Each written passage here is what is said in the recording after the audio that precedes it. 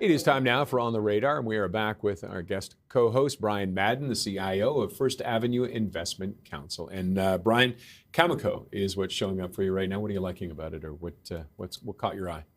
Well, I should say, Roger, this is not a particularly new idea for us. We first bought this stock in our momentum mandate back in June or July of 2022. And as will sometimes happen with a momentum strategy, your investment thesis starts out as one thing, and then it gets, another set of legs, and it gets a refresher, and it just extends further. So originally, the thinking was the world was on the cusp of a nuclear renaissance, and it was predicated on the fact that Russia, of course, had invaded Ukraine, and Europe was going to freeze in the dark because they weren't going to send their gas to Europe to fire their power plants and so on. So they would really need to take a fresh look at nuclear reactors. So that all happened.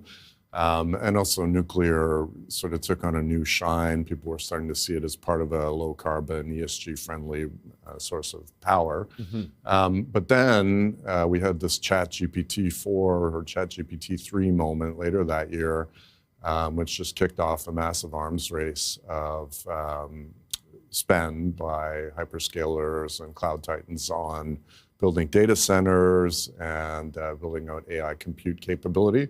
And of course, what these data centers need above all is clean energy, of course, because they have net zero commitments in many cases. And lots of it. And lots of it. And crucially, it's got to be always on. So it can't be intermittent like renewables. So we can't run the data centers only when it's windy or only when it's sunny, because people want to use ChatGPT and other things like it all the time. So uranium and nuclear power is a perfect solution to that. So Cameco is sitting on 485 million pounds of uranium reserves, one of the largest reserves in the world.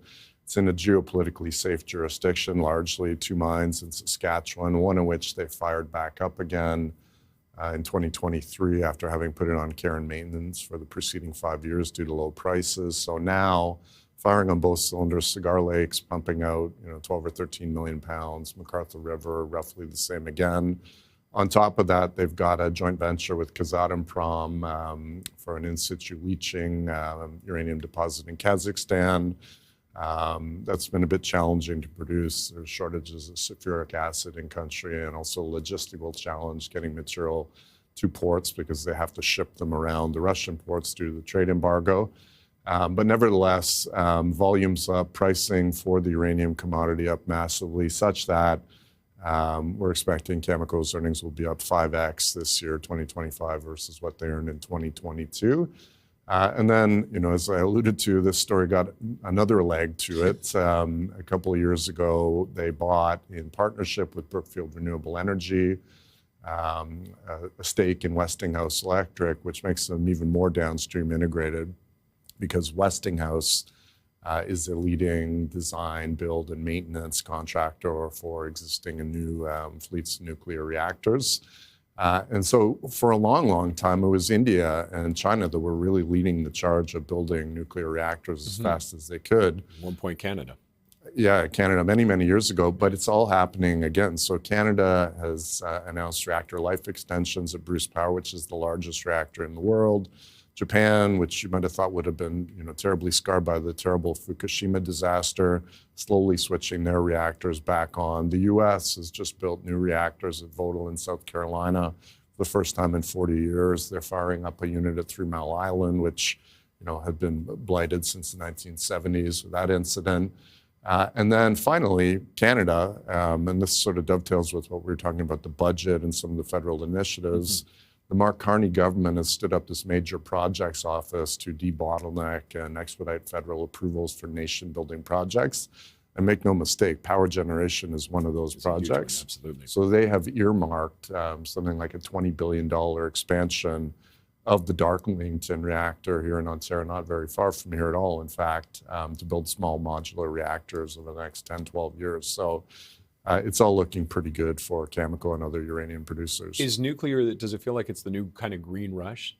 The green energy rush that we saw a few years ago, is it kind of being redirected towards this? It absolutely does, Roger. There was a time when this stock was sort of orphaned. It didn't have any comparables, and it was sort of a lonely a neglected uranium miner, and mining analysts covered it. But now it's finding a home in these ESG-friendly portfolios because nuclear has got a new lease on life, and it is being increasingly seen as part of a green, clean energy solution globally. Now, what about concerns? Kazakhstan, there's some issues. Anything with Saskatchewan?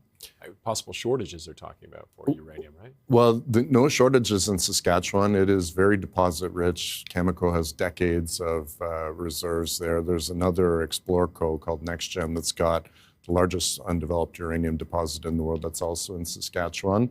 But yes, as to Kazakhstan, it is the world's largest producer of uranium. Kazatomprom produces about 21% of all the world's uranium. Mm-hmm. That makes it kind of like the Saudi Aramco or more of uranium.